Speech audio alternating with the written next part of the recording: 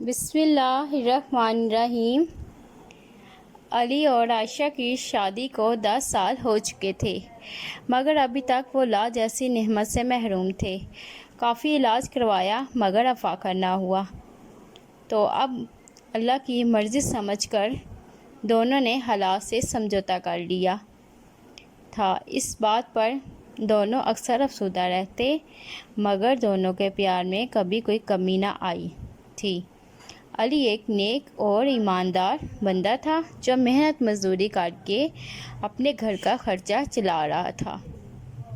اگرچہ علی کو مزدوری زیادہ تو نہیں ملتی تھی، مگر چونکہ عائشہ ایک سمجھدار اور عنایت پسند عورت تھی، لہٰذا وہ گھر کے معاملات کو سمجھداری سے چلا رہی تھی۔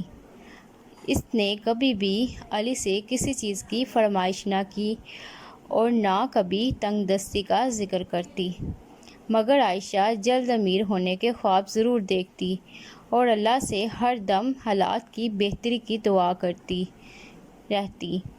ایک دن علی گھر سے نکلا، تھوڑی دور گیا تھا کہ دیکھا ایک بوڑھا آدمی گلی کے کنارے بیٹھا ہے۔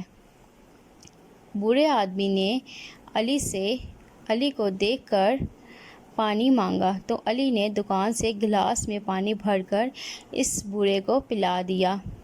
بوڑھے آدمی نے پانی پینے کے بعد علی کا شکریہ ادا کیا اور علی کو ڈھیروں دعائیں دیں۔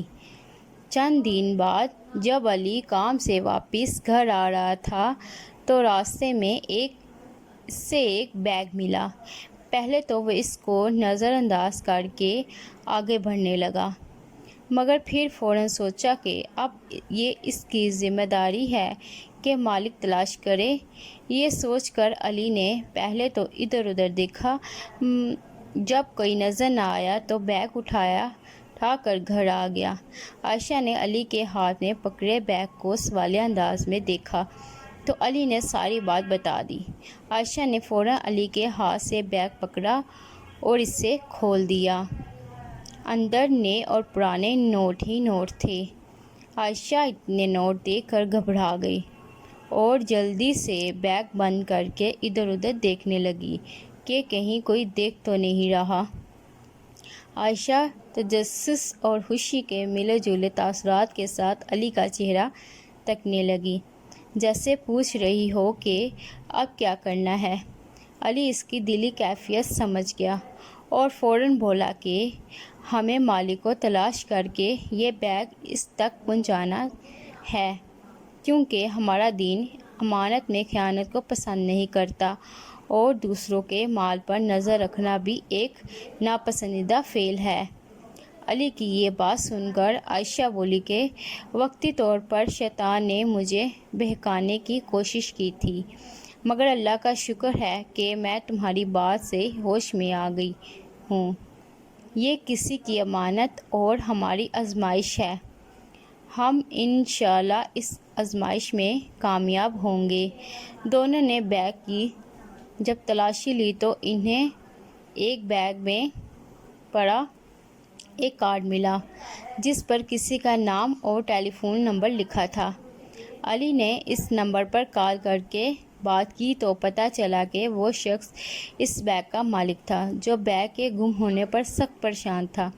تھوڑی دیر بعد ایک شخص بڑی سی گاڑی میں علی کے گھر پہنچا۔ علی نے اس امیر آدمی کو بیگ پکڑایا اور معصومیت سے بولا، آپ نوٹ گن لیں، ہم نے کچھ نہیں لیا، مجھے آپ پر یقین ہے۔ یہ کہہ کر اس آدمی نے بیگ پکڑ کر کھولا اور ڈھیر سارے نوٹ نکال کر علی کو دیتے ہوئے اس کا شکریہ ادا کیا۔ علی اور عائشہ اس غیر متوقع صورتحال پر ایک دوسرے کو دیکھنے لگے۔ ان پر ہمارا کوئی حق نہیں، آپ کا بہت بہت شکریہ، علی نے ہمت کر کے کہا۔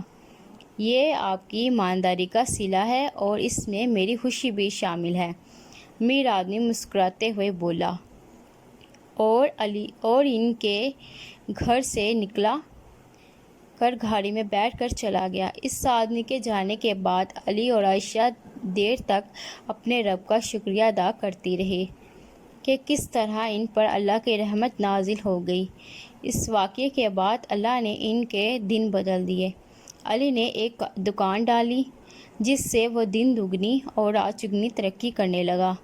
اس کے بعد اللہ تعالیٰ نے انہیں پیارا سا بیٹا عطا کیا۔ بے شک اللہ سب کی سنتا ہے۔